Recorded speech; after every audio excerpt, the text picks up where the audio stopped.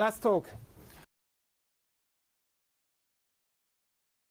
So Martin decided to put this in academia, and actually this is more of a hobby than my actual work. So what we wanted to work with my colleague Enrico Rebiola is using a very high stability clock source, which is the DCF77 low frequency, very low frequency emitter in Germany, for measuring ionosphere altitude variations. And that was actually decided during one of our barbecue party in the lab when Enrico was discussing with me about his PhD on measuring Lorentz signals and being able to separate the ionospheric wave from the surface ground propagating wave. So basically what we wanted to say is, okay, he did this like 25, 30 years ago as a PhD. Can we do it nowadays with a sound card? So that was the original insight into this topic. And maybe some of you remember that a couple of years ago I discussed GPS reception. Now GPS is a bit challenging because it's below terminal noise. You cannot see it on a spectrum analyzer. But the basic insight was that if you could collect the raw carrier signal from the GPS, well, GPS is basically a collection of atomic clocks in the space, and you could do some nice physics. So a bit later now, Laurent Lestarki here from CNES has published in one of his reviews what physics you can do on GPS usage, and this is all based on GNSS SDR. So basically what the insight in this work is, if you have a very high stability clock, and because frequency is a physical quantity that you can measure with the highest resolution, then maybe you can do something fun.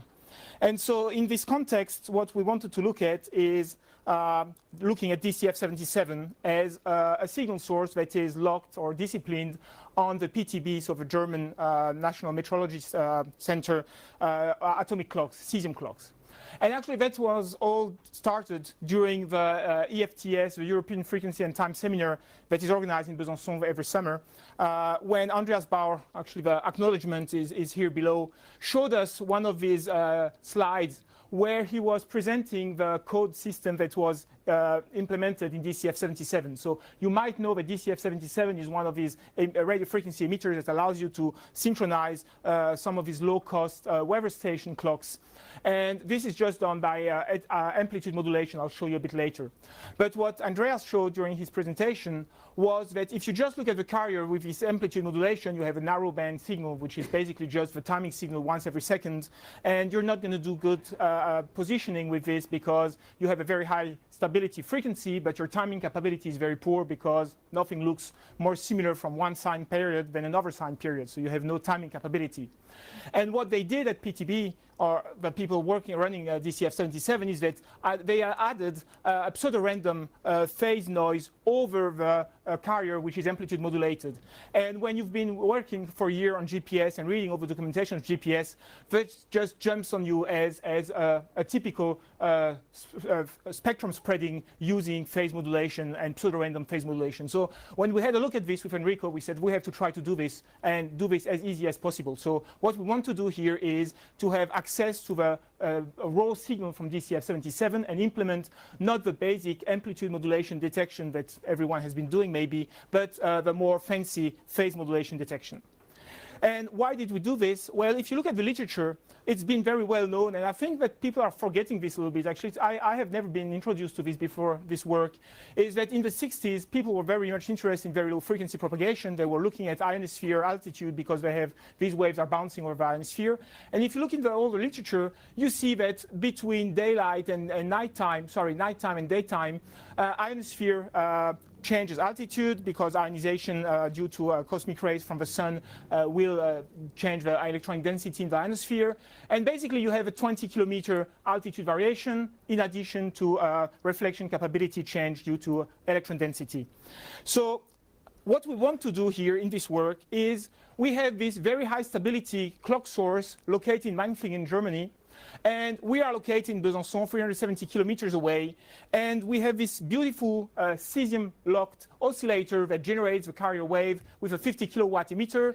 And we wonder whether we could do something more interesting than simply synchronizing a weather station clock by looking at the time of flight of this wave. And this requires, of course, accurate timing, because carrier frequency is one story, but if you want to do some timing, you need to have some sort of time of flight measurement, and this is where the carrier phase measurement will be involved. So just to get an order of magnitude, what are we looking for? We're considering DCF-77, 370 kilometer away from me, a ground wave propagating around 100 microseconds. And if you make this wave bounce over ionosphere, it will take another 100 microseconds additional to go to the ionosphere and back to me. And if the ionosphere moves by about 20 kilometers, you could expect some variation of day to night variation of about an additional 95 microseconds. So the question is, can we time the signal generated by DCF-77 received in Besançon by better than or much better than 100 microseconds? That's a question. With a few approximation, you consider that the wave is propagating at velocity in a vacuum, and you assume that the ground wave is delay is negligible with respect to what we're looking at. So that's really the objective of this work. So the first thing I would like to introduce, I know this is not a top session about antennas, but again, for someone who's been raised with VHF antenna, microwave antenna, for me an antenna is a 50 ohm or 75 ohm piece of wire, which is usually resonant. And when you go back to this 3 kilometer wavelength signal, any antenna will be much, much shorter than the wavelength. And if you go back in the literature, you know, or you might find that such antennas are necessarily high quality factor antennas, which for someone raised in VHF and SHF is usually a poor thing. You don't like high resonance antenna because they are narrow band, and usually we want wide band signals to have a lot of information content, like Shannon told us.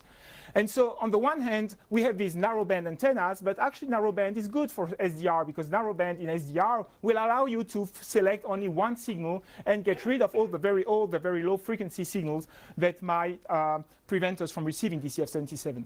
So we have this high quality factor antenna, which is simply a coil which is made resonant. The other thing that is not usual to us, or at least to me, is that these antennas are very high impedance. If you calculate the impedance at anti-resonance of the system, it's 125 kilo ohm. So you need an adaptation circuit, so just field effect transistor that has a very high impedance that will generate a low impedance output, and this you can feed directly to the sound card of your PC. Now if you do this in the lab, well, you get a lot of signals, basically because your cathode ray screen is generating signal, your switching supplies generating. That was the first discussion this morning. So you need to take the antenna outdoor. So you go through the emergency exit outdoor that gets out of my lab, put the antenna outside, and if I put the antenna like 3-5 kilometers away from the lab, then I get my signal from DCF-77. So at least with respect to GPS, with DCF-77, I can take a spectrum analyzer and just have a look at the signal, and I see it. So now I have a signal, I want to decode it. So I steal a lock-in amplifier from one of my colleagues, I take a synthesizer, and I simply generate 77.5 kilohertz, the DCF-77 carrier frequency. And surely enough, on the oscilloscope, I see my amplitude modulated signal. These are the amplitude drops once every second. And I have the phase information, which comes out of a lock-in. And because there's no reason for this receiver to be locked to a cesium clock, the local oscillator of this synthesizer has no reason to being locked on the cesium. Of course, you have a phase which depends on the thing we want to decode, plus a time-varying signal, which is the frequency offset, as we've just seen. But because I'm in a time and frequency lab, I'm lucky enough to have access to a cesium clock. So now I take a cesium clock, I lock the synthesizer on a cesium clock, and surely enough, PTB has a cesium clock which is locked to the Besançon Observatory clock. Of course, these two clocks are used to generate time, so these are synchronized, or at least they have a very slow drift. So basically, we can get amplitude modulation, phase modulation, and this is just my locking output, my locking amplifier output. There's not much I can do out of this. So I take this on an oscilloscope, I grab the oscilloscope signal, and by recording the raw signal from DCF-77, can I extract amplitude phase? And if I get the phase, can I do a cross correlation so that I can recover my pseudo-random information? So here is the pseudo-random code that has been added on top of DCF77 carrier. So it's a pseudo-random, it's a 511-bit, so it's very similar to GPS. GPS is 10-bit, this one is 9-bit. Pseudo-random means that it doesn't repeat over this 511 sequence, and you have a plus or minus 13-degree phase variation, as opposed to GPS, which is 100, plus or minus 100, 0, 180. This is just a very tiny phase variation, plus or minus 13 degree. So you generate this code. This is stolen from the DCF77 webpage from Wikipedia. You generate the code, you load the code, you resample your signal to have as many ones and zero as you have samples in each bit. You cross-correlate, and surely enough, this is one of these Eureka day where everything works nicely. Once every second, you've got one of these peaks coming out, cross-correlation peak. And you might say, no, this is just noise. Well, if you zoom into one of these peaks, you have a real cross-correlation signal that is significant. So this is an example of getting the signal by cross-correlating my pseudo-random code over the phase information that I've recorded, and I can get a nice timing signal. And if you wonder why we're doing this, this is the amplitude modulation. I zoomed into the amplitude modulation. This is one of my cross-correlation peak. If you look at this over 1 minute, this is what you have. Once every second, you have a drop in amplitude. Once every second, you have a cross-correlation peak. And if you look at them, you see that obviously we're going to have a much better timing accuracy with such a signal than with this one. If you do this over 1 minute, you see that you have a beautiful cross-correlation peak, which is very narrow. And here you have this broad drop of the amplitude. So basically what has been published earlier is that you have at least a 10-fold improvement in timing capability by using the phase cross-correlation as opposed to amplitude modulation. Okay, so far I've shown off with my fancy instruments. I have an experiment which is a few thousand euro, and you need a cesium clock. Quite a few people here will not be able to perform it. So now let's go to software-defined radio. I want to do this now. I have my locking amplifier with my cesium-locked source, and I want to compare the result with a sound card. And again, my sound card has a local oscillator, which has no reason of being locked on cesium. So I need to compare my sound card recording with some sort of time reference. And the obvious time reference is 1 PPS, 1 pulse per second coming from the GPS. I have one of these cheap U-Blocks receivers. U-Blocks is a Swiss company making very good GPS receivers. This is for 80 euro, you can get a phase output, a phase lock a GPS receiver, which a 1 PPS signal, which is, I've measured it to be plus or minus 30 nanoseconds. So you have a very good time reference. And so again, we do the same thing. We have our audio signal because I have a sound card that can record at 192 kilohertz. I am within Nyquist theorem of two samples for a 77.5 kilohertz carrier frequency. I do a frequency translating FIR filter, and I just record magnitude and phase out of this signal. And if I do this, I will try to tune the frequency translating FIR filter so that I get, well, I compensate for this 192 kilohertz offset from the wanted frequency. Now, as I just mentioned during the session panel, one of the things that always baffles me with this translating FIR filter is, should I put plus 77 or minus 77? I always do it wrong, and I have to try it twice. What is the sign of the frequency offset that you have to put in the frequency filter? And somehow, in this case, it worked. Whatever I put, plus or minus 77.5. And this is obvious once you realize that you've recorded a real signal. This is not an IQ output, a complex output. It's a real signal. A real signal is even. So you have the same component on the positive frequency and the negative frequency. So whether you put plus 77 or minus 77, you always end up having one of the information components into the baseband. And so for this once, we can do whatever we want, plus or minus sign, and you end up having a nice signal. So you do this, and the first time you do this, you get once every second the amplitude drop, and this is your phase from the recording. And you try playing with this delta F that you cannot read here. So originally, I'm slightly off frequency with an offset of 0 hertz. I try to move it closer, so let's say 1 hertz. We're removing this phase offset. We're getting better. Whoops, I went too far. And at the end, you can compensate for the phase offset of due to the difference between local oscillator of the sound card and DCF77. So 15 ppm is not too bad. It's much better than most DVB-T receivers. So now I can get my phase information, and again, same story. I have my 1 PPS, one pulse per second from GPS. I have my amplitude signals. Somehow, I don't know why, but if I do have two sources, I get out of sync sometimes in the graphical display. I don't know why. And the green is the phase. So I don't want, I'm going to show you, I've been running this since October. So I don't want to tune manually the frequency offsets every time. So what I did here is a very ugly, what I'm doing here is I'm recording using GNU Radio and then I process in MATLAB. I have easier thought in Octave rather than working directly in C++. So I find it easier to record the data and then process them. So what I'm doing here is I'm recording the raw data. I'm having a local oscillator, 77.5 kilohertz, and I'm shifting by a discrete time my DCF 77 signal, and I low-pass filter, then I decimate. So basically here I reproduce the translating FIR filter. That's easy enough. And then what I do is I make a coarse frequency offset measurement by taking the magnitude of the Fourier transform, and I say, okay, my Fourier transform is going to tell me by how much, it's a very rough estimate, but by how much my local oscillator is offset with respect to DCF 77, and I remove, I create a local oscillator, which is exponential of J2 pi, the frequency offset times the discrete time, and I remove this offset. And then once I've removed this coarse frequency offset, I make a linear fit of the phase, the resulting phase, and once again I remove the average value of this linear fit of a phase, which is an accurate or precise frequency difference estimate. And if I do this, I have my offset corrected phase information. If I cross-correlate the signal, I get my beautiful cross-correlation peaks once every second. So I can do the same thing we did with a lock-in amplifier, with a sound card, and all this will be referenced to the 1 PPS of GPS by recording on a stereo sound card. On one channel, I record DCF 77. On the second channel, I record GPS, and I can measure here the difference between GPS and 1 PPS.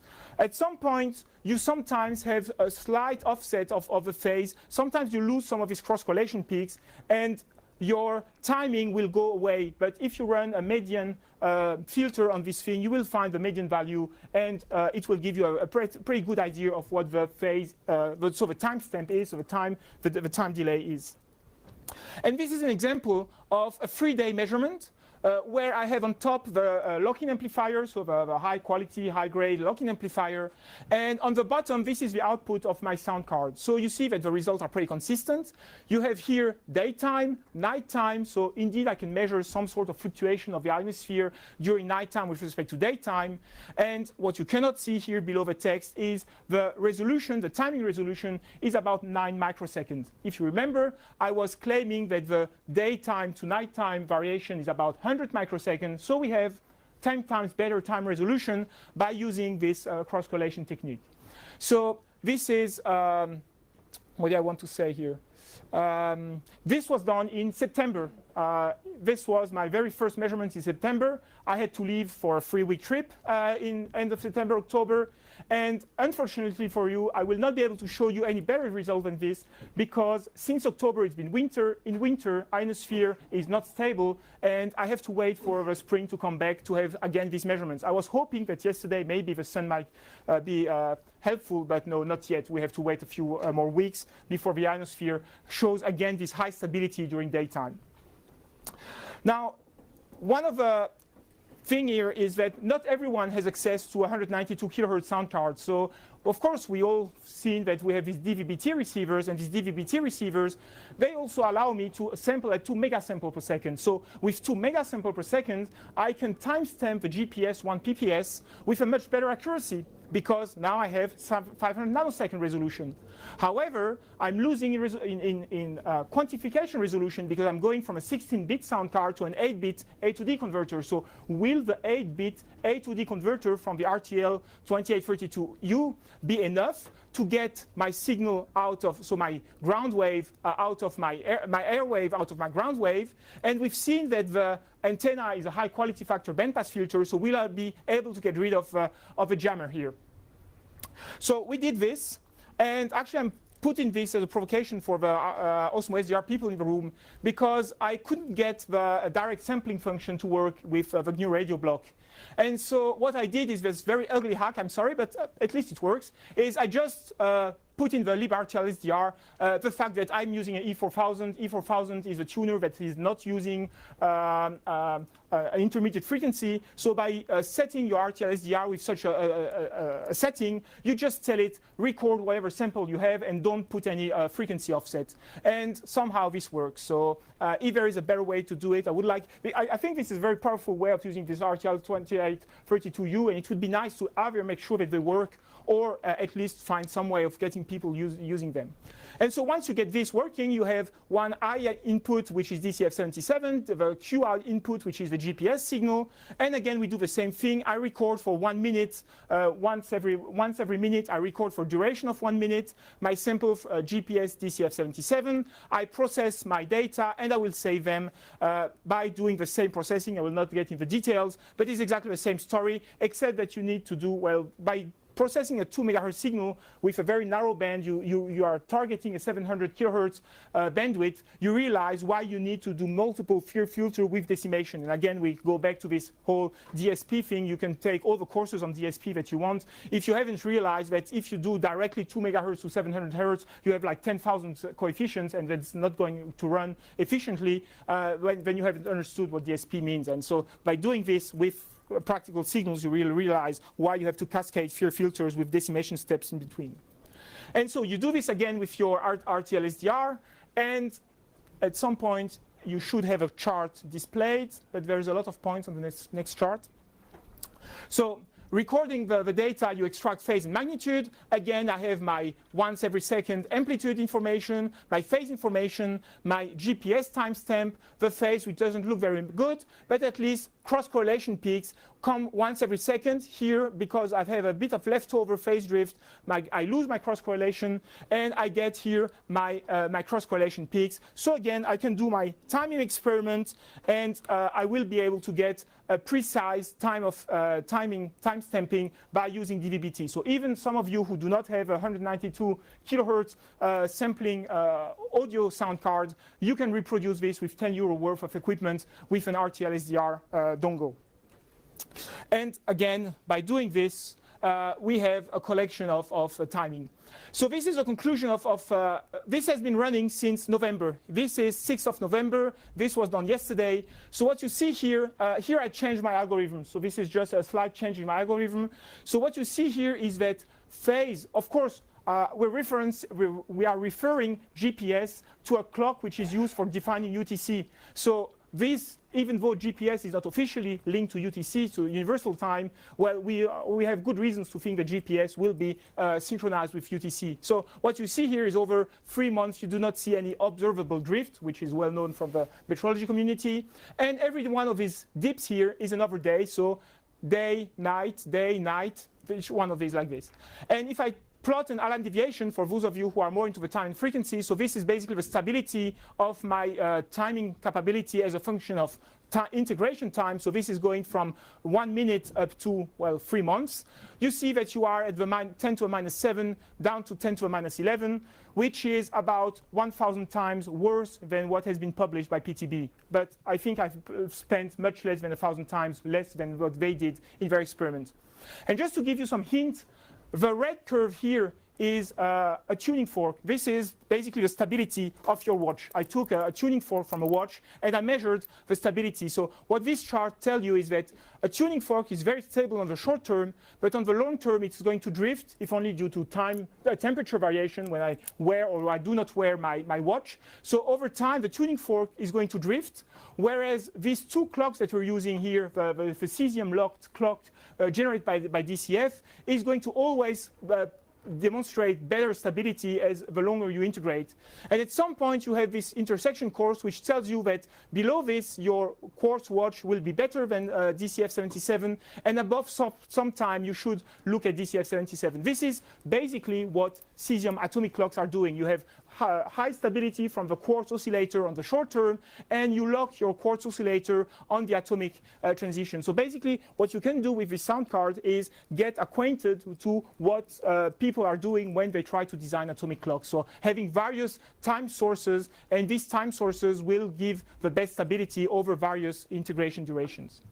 So basically what we showed here is that we have the ability to receive DCF-7070 signal using an active antenna. We have been able to extract amplitude and phase information using a Latin amplifier. We've been able to reproduce these experiments with SDR, either with an audio sound card or with DVB-T dongle, and we have consistent results. I'm eagerly waiting for a spring to get again a beautiful stable signal. I tried to correlate fluctuations in the DCF-77 signal with X-ray density measured by geosynchronous satellites from NOAA, and there is no obvious correlation. I believe that 77.5 kilohertz is a bit too high, and we're probing layers of atmosphere that are too deep to detect what people are usually measuring with ionosphere, which are lower frequency devices, 10, 15 kilohertz, where you really see the effect of X-ray density variation on the ionic content of ionosphere. I do have a few questions, though, if anyone wants to pursue this thing. We're supposed to be told that we have two waves propagating on VLF, a ground wave and an ionospheric wave. That was the initial insight that LoRaWAN-C allows you to distinguish these two waves. And if, as published by PTB, the ground wave is much stronger than the ionospheric wave, how come that my unique signal that I'm measuring is varying from day to night? This is a question for me. And I wonder whether you have to use a model, a waveguide model, where you have varying boundary conditions, or whether you have truly two waves propagating. At the moment, I did everything on a PC. Whether it's worth spending time putting all of this on a microcontroller is questionable, but it's kind of fun, and it's not too difficult to do. So the next thing I would like to look at is basically looking at the moment, I've just been looking at the position of a cross-correlation peak, but I have not investigated the shape of a cross-correlation peak. And what I would expect is that if the air wave is slightly shifted with respect to the ground wave, what you should see is a broadening of a cross-correlation peak, because you have two waves slightly time shifted. You should remember that the phase bit is 1.5 millisecond apart. It's 700 hertz. These are 100 microsecond time delay. So you will not be able to see the two cross-correlation peak separate, but you should be able to see some sort of cross-correlation peak broadening as a function of this air wave and ground wave separation. So this is still open to question. So basically what I wanted to show you is that you can get involved into this electrical phenomena in atmosphere, involved in this topic while investigating software-defined radio. Just I've put this, of course, the slides are on my website and on the FOSDEM website. There has been a very extensive literature on this topic, but I haven't seen anyone trying to tackle the issue of, can anyone reproduce these experiments? Usually these are very fancy experiments with rather fancy equipment, and I believe that this is a topic that would be worth investigating by more people, especially because very low frequency communication has lost some of its appeal since everyone is looking at high bandwidth transmissions, and nevertheless low frequency is a very amusing topic. So with this, I thank you for staying all the way to the end of the talk, and if there is any question, I would be happy to answer. Thank you.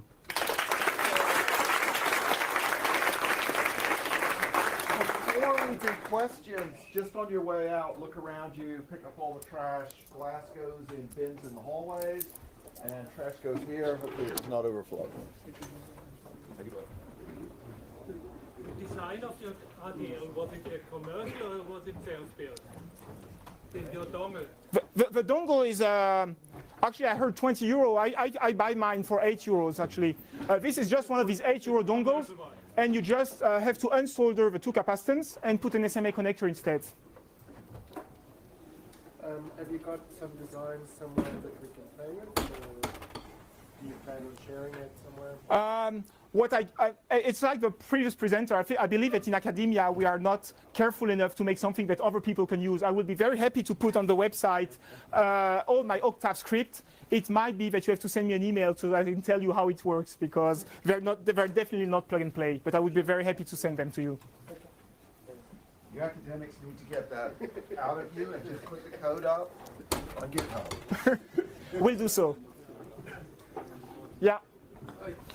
I'm surprised that you can receive DCF on a sound card, because although you meet the language area, there should be input filters that, and even digital processing in your sound card doesn't allow SNSM or half into your audio stream. I have a 192 kilohertz sound card. Yes. I'm well below half the sampling frequency. Yes. why wouldn't my sound card allow me to record this? It has input filters. It should turn Well, off at some yours. the fact is that it doesn't. Luckily enough, it doesn't. I've had the opposite experience. Okay, well, I tried it on, the lab is fitted with Dell laptops. I tried it on 2 Dell laptops, it works. And on Panasonic laptops, it works. Any other question? Yeah. So you cross-correlated your receive signals with the with the Pseudo-random number, yeah. Yeah. So what about? I mean, and then you do a frequency correction to amount for like the error offset, basically. So couldn't you just like use the autocorrelation of the receive signal because?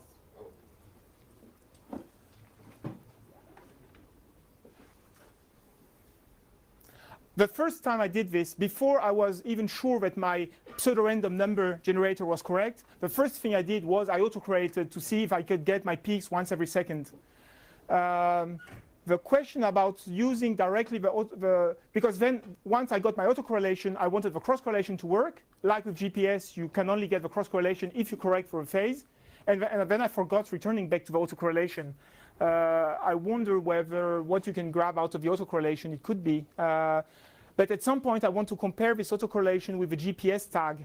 And then I need to have my copy, my local copy that I will phase align with my GPS. So at some point, by taking external, I think the autocorrelation will tell me whether I got the right signal and whether I get a peak once every second. But if I want to synchronize with an external source, which is the 1 PPS, then I need to run a local copy of my oscillator or my pseudo-random number generator and phase synchronize this as we do in GPS. But the autocorrelation is beautiful. Actually, this is completely off topic. But I've been spending the last 3 weeks working on RDS because Bastian tells us that RDS is so easy. It took me 3 weeks to get it. And the first thing I got with the stupid RDS is indeed the autocorrelation. And once I got the autocorrelation, I need another 3 weeks to figure out how to get the bits out, how to get the correlation things. Autocorrelation is really something that should be the first thing tested whenever we want to check whether the signal integrity is correct. So autocorrelation is a very powerful tool indeed. That's it. Thank you.